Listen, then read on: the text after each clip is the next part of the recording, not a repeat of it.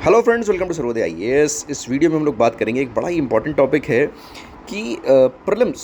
यकीन मानिए, अगर हर साल अगर 5 लाख बच्चे प्रिपरेशन स्टार्ट करते हैं, मतलब बीसीएस और आईएएस एग्ज़ाम्स की, तो उसमें से हार्डली 0.1% 0.1% ही प्रीलिम्स क्वालिफाई कर पाते हैं। बाकियों का प्रीलिम्स ही नहीं निकलता। और वो कई साल तक अगर देखें, अगर उन्हीं की प्रिपरेशन को 5 साल का एवरेज लें, तो भी 1% लोग ही प्रीलिम्स क्वालिफाई कर रहे हैं। तो ये एक बड़ा ही डिफ़िकल्ट फेज़ होता है प्रीलिम्स। और अगर आप प्रीलिम्स निकल गया तो आपका डेफिनेटली, क्योंकि आप 10,000 और से 5,000, या यूपीएससी स्टेट में तो आप 3,000 3,500 में ही आ जाते हैं टॉप स्टूडेंट्स में, जो मेंस लिख रहे होते हैं। तो वहाँ से थोड़ा सा कंपटीशन कम हो जाता है। प्रीलिम्स बड़ा ही इंपॉर्टेंट फेज़ है। इस पूरे उसमें हम ये डिस्कस करेंगे कि प्रीलिम्स को क्वालिफाई करने का और किस तरीके से क्या फंडा है, उसको एक बार समझने की कोशिश करेंगे। आप लोग सर्वोदय चैनल के यूट्यूब चैनल और टेलीग्राम चैनल को जरूर ज्वाइन कर लें। 69 बीपीएससी के लिए एक इंपॉर्टेंट सीरीज़ चल रही है, जिसमें हम प्रीवियस ईयर क्वेश्चन भी कर रहे हैं, जिसमें हम प्रैक्टिस पेपर भी कर रहे हैं, जिसमें हम करंट अफेयर भी करा रहे हैं। और करंट अफेयर वो भी घटनासार से। और घटनासार का नेशनल का पार्ट 1 हो चुका है, नेशनल का पार्ट 2 रेडी है, वो आपको 2-3 घंटे में मिल जाएगा। पूरा आपका नेशनल रेडी है। और ये मान के चलिए कि आराम से 5 क्वेश्चन आपके इधर ही से आने वाले हैं। 5 क्वेश्चन यहीं से आने वाले हैं, इन्हीं 2 पार्ट से। स्टार्ट करते हैं इस वीडियो को। मेरा नाम फारूक है। मैंने एमफिल किया लखनऊ यूनिवर्सिटी से। मैंने यूपीएससी मेंस और पीसीएस मेंस दिए, इंक्लूडिंग इंटरव्यू। और पिछले 3 साल से मैं यूपीएससी और पीसीएस एस्पिरेंट्स को गाइड कर रहा हूँ। देखिए, प्रीलिम्स एक सबसे डिफ़िकल्ट फेज़ है। और अगर उसको समझते, अगर इसको निकालने का अगर 2 लाइन में फंडा बताऊँ मैं, तो एक ये कि आप एनालाइज़ करिए पास्ट मिस्टेक को। एनालाइज़ द इसमें मिस्टेक में तो कई चीज़ें आ जाएंगी। आप एनालाइज द पास्ट, अगर आप पहले से कर रहे हैं तो पास्ट को आप एनालाइज़ कीजिए। पास्ट को एनालाइज़ करने का मतलब है कि पेपर कैसा है, ठीक। पास्ट को एनालाइज़ का मतलब है कि आपका मिस्टेक किस टाइप का है।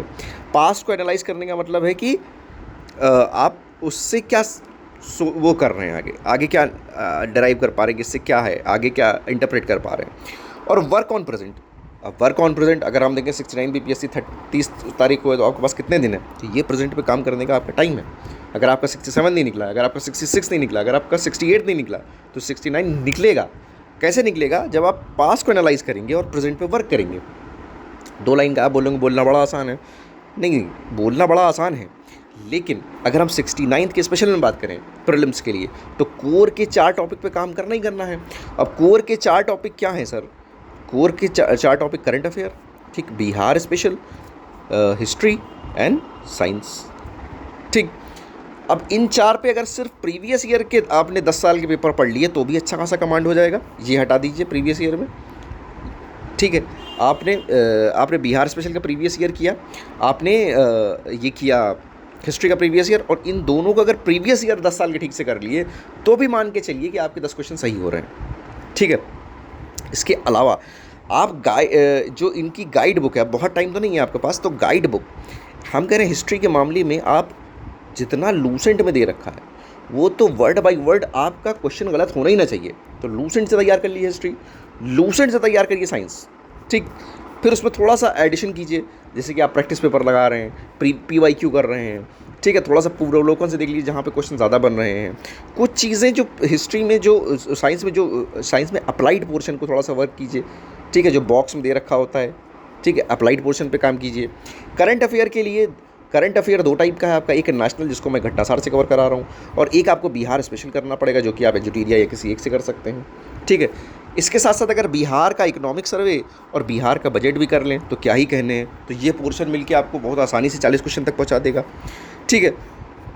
तो ये है आपका वो। तो अगर आप 69 बीपीएससी पे कर रहे हैं तो 4 टॉपिक पे कोर बनाइए अपना। इसके साथ पॉलिटी, और जो हल्के में टॉपिक लेने हैं वो पॉलिटी है, ज्योग्राफी है, ठीक है।